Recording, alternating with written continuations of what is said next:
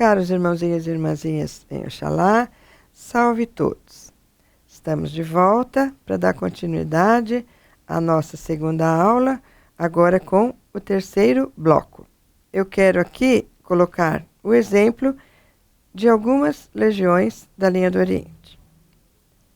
Não é possível falarmos sobre todas elas, por isso nós vamos destacar uma ou duas. As outras vocês poderão buscar nos textos de leitura. Então vamos tratar primeiro a Legião dos Indianos. A Legião dos Indianos é composta por antigos sacerdotes indianos, mestres iniciados no Vedanta. O Vedanta é o sistema de filosofia mística dos sábios da Índia. Ela é composta também pelos sadhus ou sadhus, que são aqueles iniciados indianos, despojados de tudo, que andam com sua veste ócrea ali percorrendo, né, em peregrinação, com seu cajado, os templos sagrados do Ganges. Então, essa legião dos indianos tem como mentor Paisartu. O hinduísmo não é uma religião em si. O hinduísmo é a denominação das várias formas religiosas da Índia, engendradas a partir dos Vedas, os Vedas que são os textos sagrados indianos. O hinduísmo se caracteriza por uma intensa diversidade e também pela capacidade de absorver novas expressões religiosas dentro dele. Uma característica do hinduísmo também é o desapego, o bom caminho e a boa conduta. Então, desapego, bom caminho e boa conduta. Essa gama, vamos dizer assim, né, de expressões religiosas tem suas raízes há 4.500 anos atrás, quando, ainda nas remotas tradições, né, e nas várias tendências dos primeiros habitantes do Vale do Rio Indo. Então, a mistura dessas tendências, dessa tradição oral, formou a cultura e a religião védica. Então, essa cultura e religião védica, ela é permeada de deuses e deusas. E todos eles conduzem à Trindade. Brahma, que é a criação. Vishnu, que é a preservação. E Shiva, que é a destruição. Só que essa trindade, né, esses três deuses, vamos dizer assim, eles são um só em si.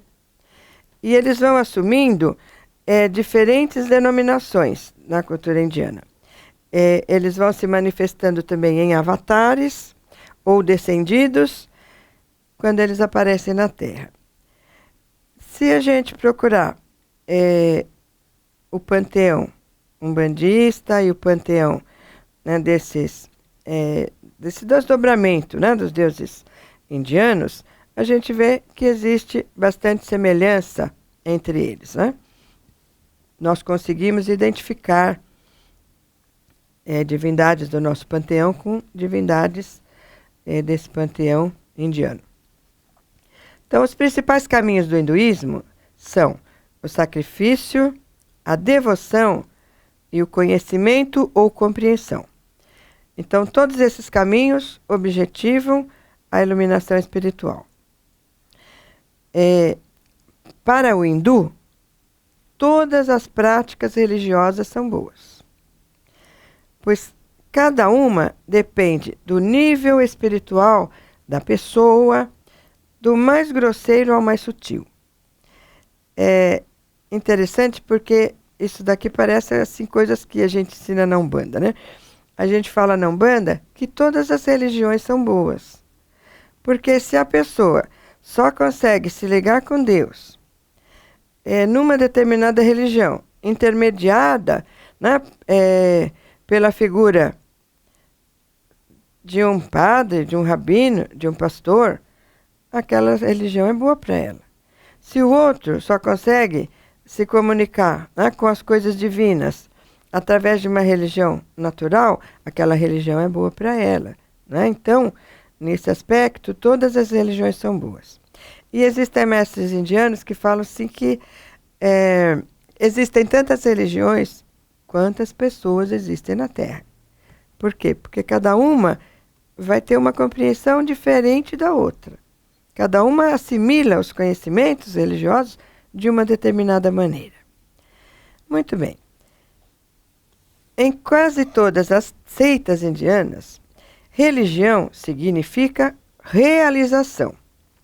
E o indivíduo só pode se dizer religioso quando ele já realizou algo, né? Quando ele já realizou algo sobre Deus.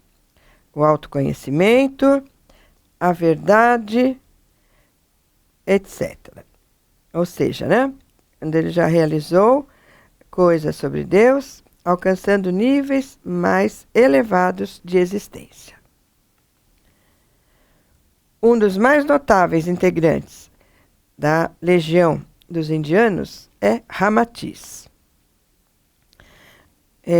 O Ramatiz é um espírito assim, muito experiente com as lides reencarnacionistas. Ele viveu na Indochina no século X e foi instrutor num dos santuários iniciáticos da Índia. E ele era conhecido como Swami Sri Ramatiz. Depois de uma certa disciplina de iniciação na China, ele fundou um pequeno templo iniciático na Índia. E olha só que interessante, nesse templo iniciático do Ramatiz, na Índia, eram desenvolvidos conhecimentos sobre magnetismo, radiestesia, psicometria, assuntos astrológicos, clarividência, assuntos quirológicos, além do estudo da fisiologia do duplo etérico.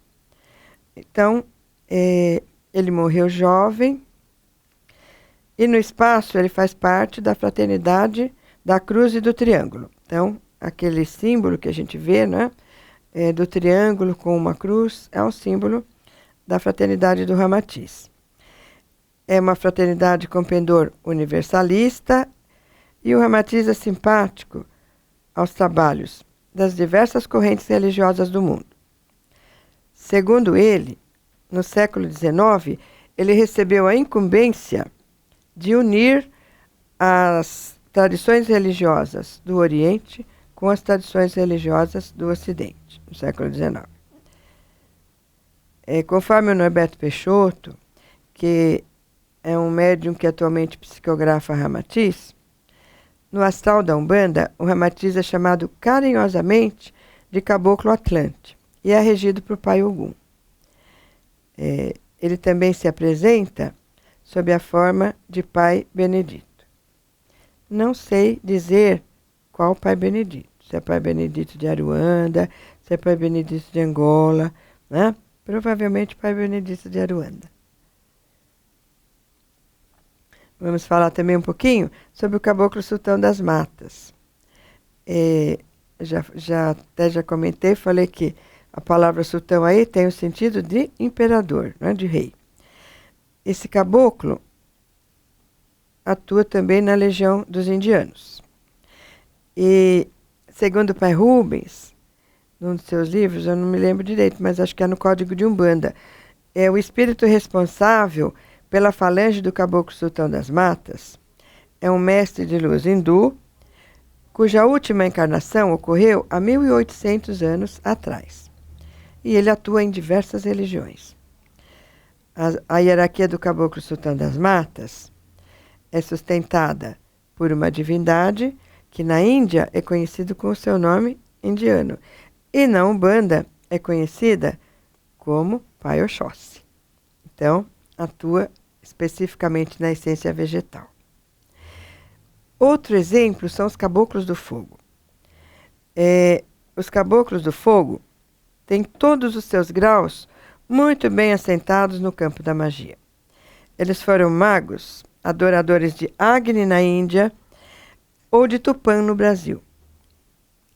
Agni e o trono da justiça divina Xangô são a mesma divindade planetária. Essa mesma divindade está adaptada a dois povos, duas culturas e duas formas de adoração do fogo. Os caboclos do fogo são irradiadores de energia ígnea, são justos, são caboclos de procedimentos retos e ajuizados. Eles atuam aparando as imperfeições e estimulando o senso de justiça e equilíbrio. Eu lembro que uma vez a gente trabalhou com os caboclos do fogo na irradiação de Mãe Ogunitá. E foi pedido que a gente chamasse os caboclos do fogo dourado. E eu incorporei uma cabocla assim que eu fiquei, nossa, imensamente envolvida, né, com aquela incorporação. Cabocla chama dourada. Então ela vinha com alguma coisa aqui que eu não consegui distinguir o que era, se era um aparador, o que tinha ali, porque era muito fogo e muita chispa de fogo, e ela fazia sempre um movimento assim, né, como se aquele fogo estivesse crispando. É uma coisa muito bonita, né? Era dourado mesmo, aquele fogo dourado, aquela coisa linda, né?